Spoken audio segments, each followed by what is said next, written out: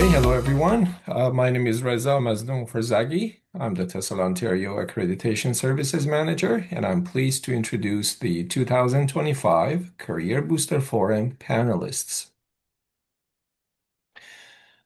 David Boughton has spent 25 years in education as a teacher, principal, and academic leader. He began teaching in Mexico and continued in Toronto and online, eventually becoming Director of Studies at Bayswater, Toronto. With a Master of Education from OISE and TESOL Canada and Ontario certifications, David has trained hundreds of teachers and led curriculum development across diverse learning environments. Excellent. Thank you, Kate. Thank you, Reza. Thanks for having me. Let's get started. So my name is David. I am the Director of Studies at Bayswater, a private ESL school in North York. One of the focuses this year at Bayswater has been to add 21st century skills into our lessons. So here at Bayswater, we call them global skills, and we give our graduates a certificate that recognizes these skills in addition to their English certificate. So this is a trend in language teaching, and hiring managers like me are now looking for teachers who can deliver global skill lessons. You can see Bayswater's 6 global skills on the slide, and today I'm going to talk about how you can develop your ability to teach these global skills and how you can demonstrate this ability on your resume and in an interview. So let's get started. The first global skill is intercultural communication, which is the ability to communicate effectively and politely with different cultures. Our students interact with people from around the world, so intercultural sensitivity and communication are crucial for success. To teach intercultural skills, first, learn about other cultures, especially the cultures where your students are from. Try to learn more than surface level details, like, say, the capital city or just the most common food. Learning lesser known details about your students' countries is a great way to impress them. Another way to demonstrate cultural sensitivity is to learn your students' names and to pronounce them correctly. So put in the effort to learn every name, even if it's difficult for you to pronounce. On the resume, you can show your experience with intercultural communication in a few ways. First, highlight your experience in teaching diverse groups of students. So you can list the number of classes in the number of countries in your classes, like in this example. Other words that hiring managers will notice include newcomers, refugees, international professionals. These words will show that you've taught a diverse range of students. In an interview, be ready to answer questions about managing diversity in your classes. So a question I always ask in my interviews is, our classes have a variety of cultures, backgrounds, religions, and experiences. What challenges does that bring, and how do you address the challenges of teaching such a diverse group? The mistake I see is focusing only on the positive aspects of diversity, which really is kind of a way to avoid the question.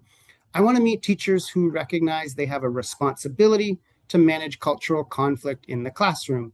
So for your behavioral interview questions, prepare your stories of how you've handled cultural conflict. A final tip is a mistake I see too often in interviews. Don't stereotype the nationalities of your students. Too often I hear candidates say something like, well, I had a lot of Japanese students in my class, so I had to think of creative ways to get them to speak. First, if you want to talk about shy students, the nationality is irrelevant. And second, not all Japanese students are shy, so we need to stay away from those types of stereotypes. All right, the next global skill is problem solving. This is the ability to encounter a challenge or problem and overcome it by creating a solution.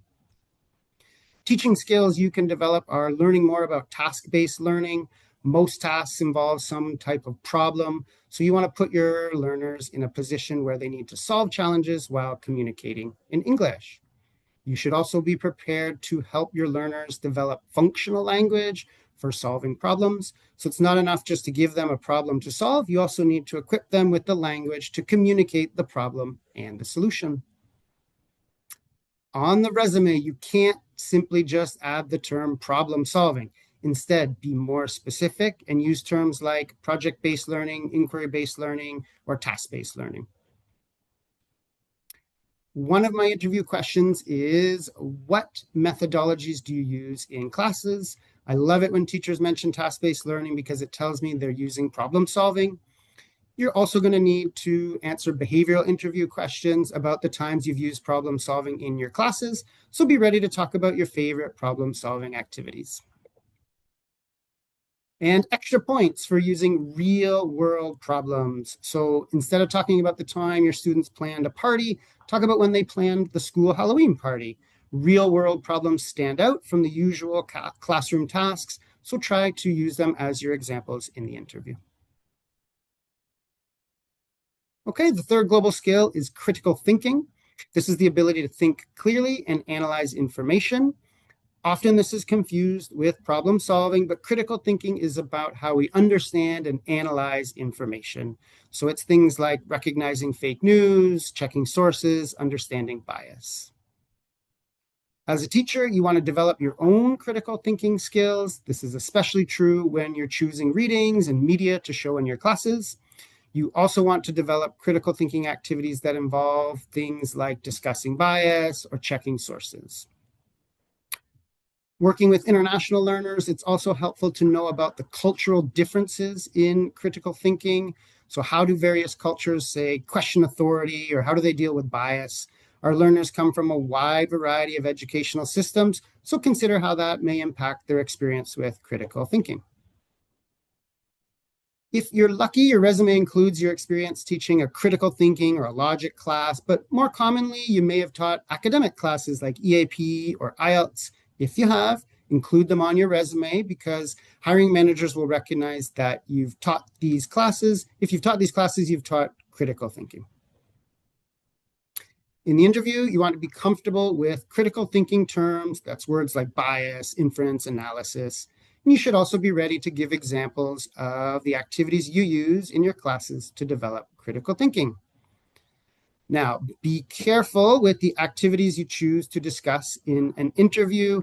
Hiring managers don't want teachers bringing sensitive topics like religion or war into the classroom, so ensure your critical thinking examples are not too controversial. The next global skill is presentations. This is the ability to speak in front of others, whether that's presenting to hundreds of people or just to a few coworkers. Teachers can learn the language and the strategies students need to succeed in presentations. So this is things like signposting, answering audience questions, creating memorable introductions. You also need to assess presentations with rubrics or checklists. So you want your students to understand what makes a great presentation and how you're evaluating their public speaking. Also consider how you can make students comfortable to speak in public. So we're all nervous with public speaking, especially in a second language. So how can you put students at ease and help them do their best? This could be strategies like giving them time to practice, having them present to smaller groups first, or just ensuring that they're comfortable with the topic. Your classroom should be a safe, low-stakes opportunity to help your students build confidence and improve presentation skills. The resume. On your resume, include any presentations you've done at conferences like these, workshops. These are great achievements that need to go on your resume. Anything that shows that you have the ability and confidence to speak in front of a group looks really good to hiring managers. You can also add any presentations as well. Another thing is, so we know that a top resume tip is to show your achievements. It's a wonderful tip. Keep in mind though, that as a teacher, your students' achievements are your achievements. So put those on there. If you've ever helped your students prepare for any high stakes presentations, that's a great achievement. In the interview, be ready to answer behavioral questions about how you've taught presentation skills. You're also being evaluated on your own presentation skills. So use the strategies that you teach your students. That's things like good body language, good eye contact, using transitions. One great presentation strategy I really like for interviews is using an introduction and a conclusion sentence in all of your answers. So that's going to help you avoid starting your answers with kind of thinking. Instead, you want to start with, oh, that's an interesting question, or I'd be happy to talk about that. This shows your interviewer you understand the question. It also gives you a few seconds to think about your answer. And then likewise, you want to finish your answer with a concluding sentence. This signals to your interviewer that you're finished and that they can ask the next question. So sometimes when I'm interviewing, I'm not really sure if I should move on or if the person has something else to say. A concluding sentence is really a helpful way to avoid that awkwardness. Okay, collaboration skills is our next global skill, and this is the ability to work with other people and contribute to a team. We all collaborate in teams, and this is one of the most important soft skills for academic and especially professional success. As a teacher, you want to help students develop the language and the communication skills to work in teams. This includes things like active listening, polite language, as well as the functional language for disagreeing or giving advice, maybe saying no. And on the resume, demonstrate how you've collaborated successfully. Keep in mind, you can't just say that you're a team player. You have to prove you can collaborate with examples. So this could include participation in PD workshops, especially if you've led those workshops or trained other teachers. And in the interview, you can speak about collaboration activities you like to use in your classes. You might not get a question about teamwork specifically, but you'll probably get a question about student engagement. So think about how you create a classroom environment where students are comfortable engaging with their classmates. And the final global skill to talk about today is AI and digital literacy. This is the ability to use technology, including artificial intelligence. So while all the global skills are important, AI and digital literacy is perhaps the most important, especially in the past few years. Overall, as a teacher, you need to develop a positive attitude toward AI. So here at Bayswater, we now market the use of AI in our classes. Our students expect that their teachers are going to help them use AI to communicate in English. As language teachers, we are preparing our students for school, for work and life, and all of these areas now use AI. So we don't get to decide if students should use AI or not. If the workplace and post-secondary are expecting people to use AI, it's our job to prepare students for that world. Your resume should definitely show the technologies that you've used as a teacher, including AI, hopefully including AI if possible. But smartboards, learning management systems, digital textbooks, these are all good examples of technology that hiring managers are looking for on the resume. And in the interview, this is the time you want that positive attitude about AI to shine through. So be ready to talk about how you've used AI in your classes and how you support students using AI to communicate in English. And try not to focus too much on how students use AI to cheat or how they use it to avoid homework. This really only just brings negativity into the interview. Nowadays, hiring managers want to meet teachers that are eager to use AI with students in exciting new ways. Nobody's expecting you to be an expert in AI, but we want teachers that are open to learning about AI and open to using it in their classes. All right, so those are the 6 global skills that we're teaching here at Bayswater. Hope I gave you some good tips about how you can show how you have these abilities and how you can show that on the resume and the interview.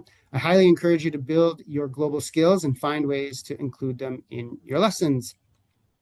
Hopefully in my presentation today, you notice a pattern, which is that you need to prove that you can teach these skills with specific examples. It's really easy just to throw a few keywords on a resume or mention them in an interview, but hiring managers need concrete examples if they're going to believe you. So when someone writes on a resume or tells me they're a team player, I usually think, well, maybe, I don't know, that's your opinion. So how are you going to convince me? How are you going to convince me that you are a team player? You need to ensure that you're using specific examples to prove that you can teach these global skills. Thank you, everybody. Thank you so much for your time today. I'm happy to answer questions at the end. We have a Q&A session. You can see my email here on the screen, so please feel free to email me any follow-up questions that you have after the session. You're also welcome to email me if you'd like a copy of the slides. I'm always happy to connect. So thanks, everyone. I'll pass it back to Kate and looking forward to the next presenters.